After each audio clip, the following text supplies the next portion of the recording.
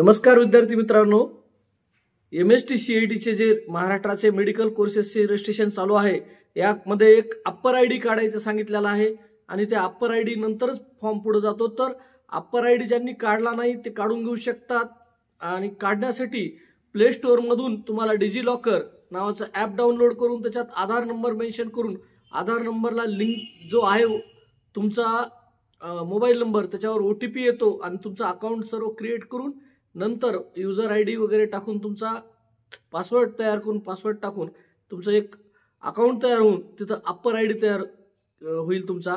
जर तुम्हाला ही प्रोसेस लेंदी किंवा होत नसेल तर या ठिकाणी अप्पर आयडीच्या ठिकाणी तुम्ही सध्या आधार कार्ड म्हणजे शासनाची वेबसाईट सध्या फुल बिजी असल्यामुळे हे अप्पर आयडी शिवाय पुढे जात नाही स्टेप, पण अप्पर आयडीच्या जागी जर तुम्ही आधार कार्ड तुमचं टाकलं तरी पण पुढे स्टेप जाते आणि आधार कार्ड मेन्शन करून पण अप्पर आयडीच्या जागी आपण फॉर्म भरू शकता सध्या।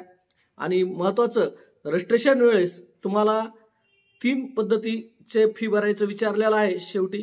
तर रजिस्ट्रेशन तुम्हाला महाराष्ट्रात कशा पद्धतीत करायचं आहे रजिस्ट्रेशन ते विचारलेलं आहे। तर रजिस्ट्रेशन मध्ये तुम्हाला स्टेट कोटा 85 म्हणजे 1000 रुपये फी भरून, मॅनेजमेंट कोटा सेकंड म्हणजे 5000 रुपये फी भरून आणि ऑल कोटा म्हणजे 1000 प्लस 5000 6000 रुपये फी भरून दोन्ही कोट्यासाठी रजिस्ट्रेशन करू शकता। तसेच महाराष्ट्रामध्ये अजून एक न्यूज आली लेटर पण काढले महाराष्ट्र शासनाने की CET सेल मार्फत की ज्यांना EWS सर्टिफिकेट मिळणार आहे त्यांना कोणतीही कास्ट म्हणजे मराठा असेल, OBC असेल, VJ असेल, NT1 असेल या सगळ्या कास्टला EWS सर्टिफिकेट काढता येणार नाहीये। फक्त जे ओपन असतील म्हणजे ज्यांना कोणतीही कास्ट दिली नाही महाराष्ट्र शासनाने त्यांनाच EWS सर्टिफिकेट काढता येणार आहे।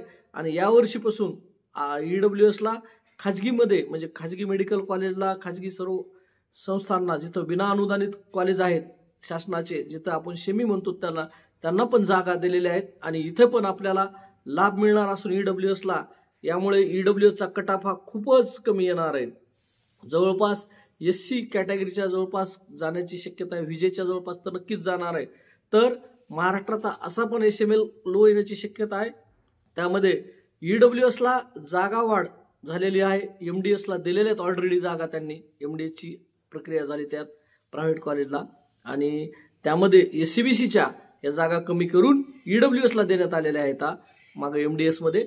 तर त्या पद्धतीत आता जर UG ला झालं तर EWS चा खूप मोठा फायदा होणार आहे आणि ओपनचा मात्र थोडा लॉस होईल कदाचित भविष्यात जर EWS ला जागा वाढविल्या आणि SCBCच्या नाही कमी केल्या तर त्याच्यामुळे तो बॅलन्स कसा केला जाईल तो सीट मॅट्रिक्स आल्यानंतर कळेल।